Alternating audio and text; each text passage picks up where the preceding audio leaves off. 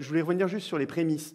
Évidemment, je pense qu'on est tous ici convaincus qu'il faut décarboner notre économie, mais moi, je ne suis pas convaincu qu'il faille multiplier sur la planète par 3 ou par 4 la consommation d'électricité.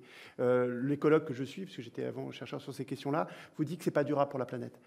Donc, il y a un moment donné, il faut quand même que les uns et les autres, on ait conscience que multiplier par 3 ou 4 notre consommation d'électricité, c'est derrière faire de la production, c'est derrière des ressources naturelles, des terres rares, etc., et qu'à l'échelle de 100, 200 ans, 300 ans, ça ne sera pas durable.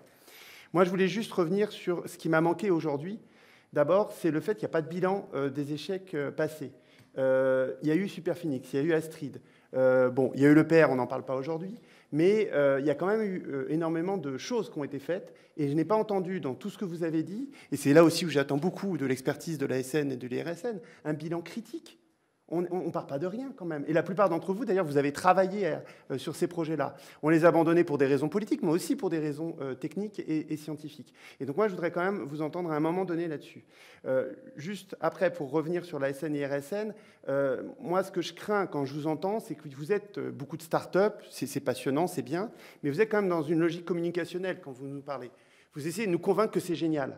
Or, moi, ce que j'ai besoin en tant que législateur, c'est de savoir quels sont les verrous à la fois scientifiques et industriels et quels sont les risques qu'on prend. Pas que les risques en termes de sécurité et de sûreté, mais les risques aussi économiques, au vu de ce qui s'est passé avec le PR, au vu de ce qui s'est passé avec les autres projets. Et il y a un vrai problème d'acceptabilité. Bon. Et si vous voulez que cette acceptabilité progresse au niveau de la société, il faut que la sûreté et la sécurité, on ait vraiment confiance. D'où le rôle très important du travail de l'IRSN, de l'ASN. On ne va pas revenir ici sur le débat de la fusion. Moi, je pense que c'est une erreur. Mais moi, je me tourne vers vous. Comment vous pouvez éclairer à la fois le législateur et les citoyens sur la pertinence des projets qui sont déposés et sur les caractéristiques en termes de sûreté et de sécurité? Pour moi, c'est extrêmement important. Et si vous n'arrivez pas à convaincre des députés et des sénateurs de la pertinence de tout ça, vous ne convaincrez pas les citoyens.